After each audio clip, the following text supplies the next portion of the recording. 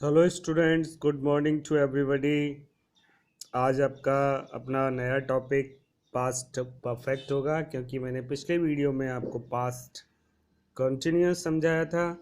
आज मैं तुम्हें पास्ट परफेक्ट के बारे में बताऊंगा और इसका यूजेस बताऊंगा, किस प्रकार से इसका यूज़ करते हैं, कैसे इस टेंस के वाक्यों को किस प्रकार से रिकॉग्नाइज करते हैं। वो सारी चीज़ें मैं आपको इस वीडियो में लेक्चर वीडियो में समझाऊंगा। तो please try to understand and listen to me with carefully. Okay. सबसे पहले देखो, मैंने हेडिंग डाल रखी है पास्ट परफेक्ट। इसकी हिंदी पहचान जो होती है वो क्रिया के अंत में, यानी कि हिंदी वाक्यों के क्रिया के अंत में चुका था,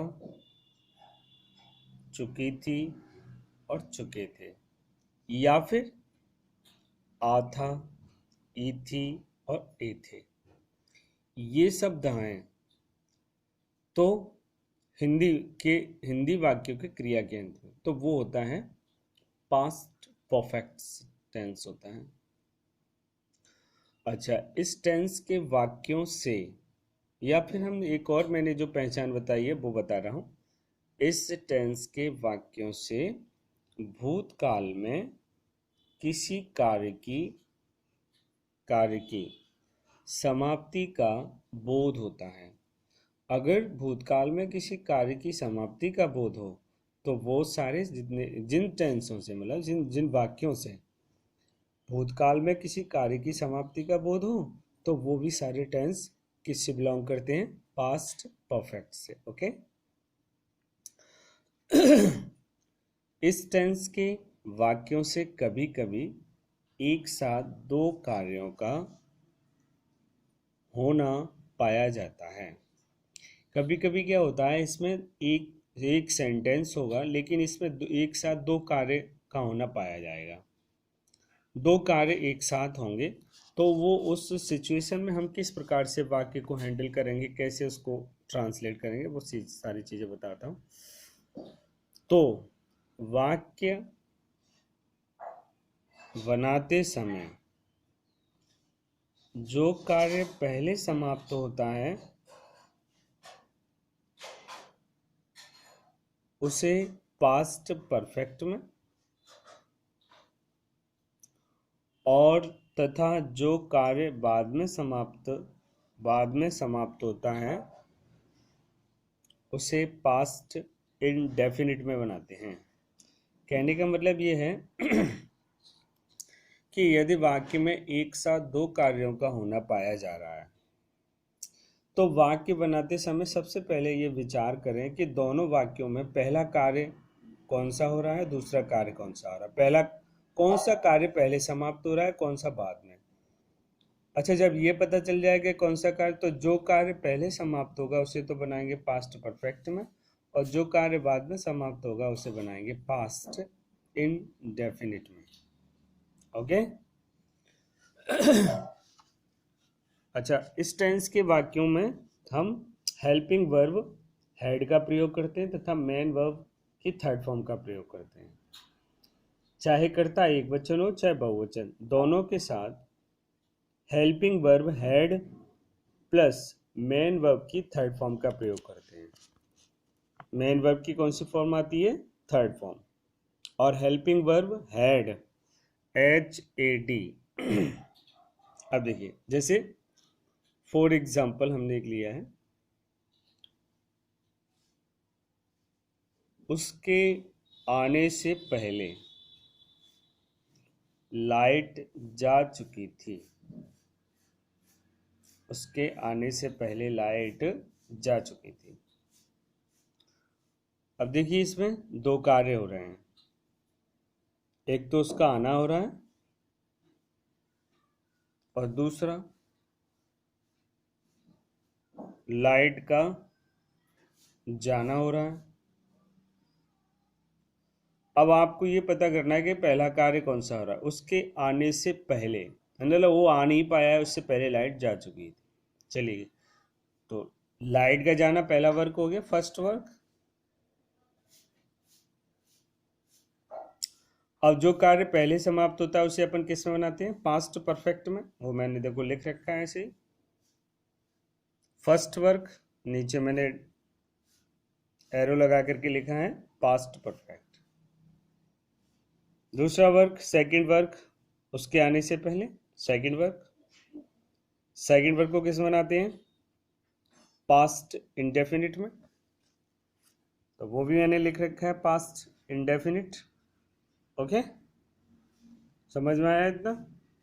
मतलब एक साथ अगर दो कार्यों का होना पाया जाए तो जो कार्य पहले समाप्त होता है उसे पास्ट परफेक्ट में, और जो कार्य बाद में समाप्त होता है उसे पास्ट इंडेफिनिट में बनाते हैं।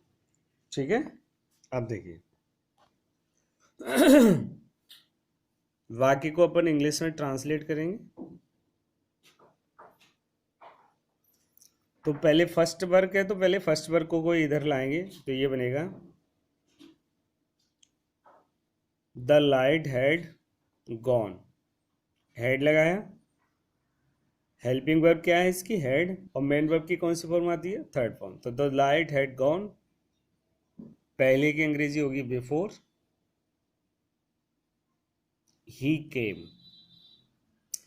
क्योंकि हम अब केम क्यों आया, कम क्यों नहीं आया? क्योंकि हम आपको पहले ही बता चुके हैं कि पास्ट इंडेफिनिट में अगर वाक्य पॉजिटिव होता है तो उसमें केवल हम सेकंड फॉर्म का प्रयोग करते हैं। किसका प्रयोग करते हैं? सेकंड फॉर्म का। ऐसे ही हम सारे सेंटेंसों को इंग्लिश में ट्रांसलेट कर सकते हैं, इसके पास्ट के जितने भी हैं। अब इसके आते हैं इंग्लिश में वो भरने के लिए correct form of the verb. तो उसके लिए मेन एडवर्ब होनी चाहिए। तो हमने इसमें हेडिंग डाल रखी है मेन एडवर्ब, और इसके मेन एडवर्ब होते हैं आफ्टर और बिफोर। आफ्टर और बिफोर। इसके अलावा भी मैंने एक मतलब मेथड निकाला है जिससे आप आसानी से इसको रिकॉग्नाइज करके और मतलब सही तरीके से आप correct form of the verb भर सको। तो उसके लिए क्या है, ये मेरे 4 पॉइंट लिख रखे हैं। अब वो पॉइंट कैसे हैं कि अगर वाक्य के, सुनते जाओ, अगर वाक्य के बीच में मतलब मिडिल में बिफोर शब्द आए, क्या आए? बिफोर। बीच में अगर बिफोर आए मिडिल में, तो सबसे पहले आप पास्ट परफेक्ट बनाओगे। जो पहला सेंटेंस होगा इधर से स्टार्ट होगा वो पास्ट परफेक्ट में बनेगा, और दूसरा सेंटेंस पास्ट इंडेफिनिट में बनेगा अगर बिफोर बीच में आता है तब। बिफोर अगर मिडिल में आता है तो पहला सेंटेंस तो पास्ट परफेक्ट में और दूसरा पास्ट इंडेफिनिट में। ओके, अच्छा। इसके बाद अगर आफ्टर बीच में आ जाए, बिफोर की जगह पर सपोज करो अगर आफ्टर बीच में है, तो हम सबसे पहले पास्ट इंडेफिनिट सेंटेंस बनाएंगे। जो पहला सेंटेंस होगा वो पास्ट इंडेफिनिट में जाएगा, और दूसरा सेंटेंस आएगा आपका पास्ट परफेक्ट में। पहला किस में जाएगा? पास्ट इंडेफिनिट में, और दूसरा सेंटेंस जो जाएगा वो पास्ट परफेक्ट में जाएगा। इसी प्रकार से नेक्स्ट 4 पॉइंट है इसके कि अगर सेंटेंस की स्टार्टिंग बिफोर से होती है, मान लो कोई सेंटेंस ही बिफोर से स्टार्ट होता है, तब क्या करेंगे? तो ऐसी सिचुएशन के लिए हम सबसे पहले पास्ट, बिफोर के बाद जो सेंटेंस होगा वो सेंटेंस होगा वो पहला सेंटेंस आपका बनेगा पास्ट इंडेफिनिट में, और दूसरा सेंटेंस आपका बनेगा पास्ट परफेक्ट में। किस में बनेगा? पास्ट परफेक्ट में।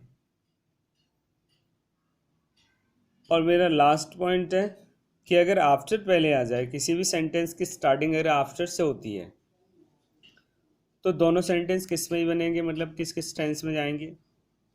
अगर सेंटेंस की स्टार्टिंग आफ्टर से होती है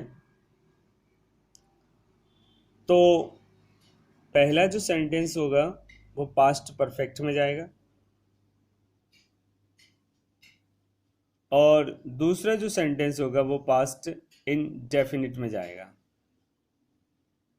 पास्ट इंडेफिनिट। ओके, इस प्रकार से हम सेंटेंस को कंप्लीट कर सकते हैं। तो अपन को ये सारे चारों पॉइंट याद रखने हैं कि अगर बिफोर बीच में आता है तो past perfect plus past indefinite, after बीच में आता है तो past indefinite plus past perfect, before अगर पहले आता है तो past indefinite plus past perfect, after पहले आता है तो past perfect plus past indefinite. ये अगर चारों पॉइंट अगर अपन को याद है तो एक अच्छी तरीके से वर्ब को कंप्लीट और एक्यूरेट बढ़ सकते हैं अपन इस चार पॉइंट के हेल्प से, अगर हमें बाय हार्ट याद होंगे तो। और हिंदी से इंग्लिश में ट्रांसलेट करने के लिए अपन को इसका पूरा ये जो मैंने आपको लिखाया है वो पूरा अपन को याद होना चाहिए, पूरा एक एक शब्द। तो क्या है कि अपन आसानी से इसको कर सकते हैं। ये मैं आपको सारे शब्द दिखा रहा हूं अब जिससे कि आप पढ़ सको।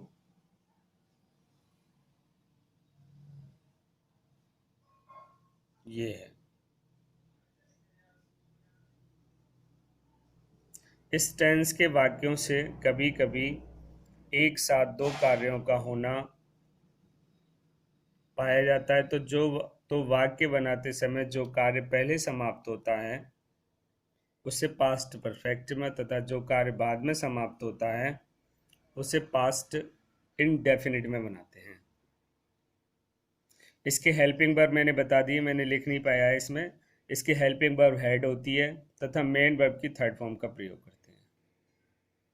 ओके स्टूडेंट्स, आपको अच्छी तरीके से समझ में आया होगा। Thank you.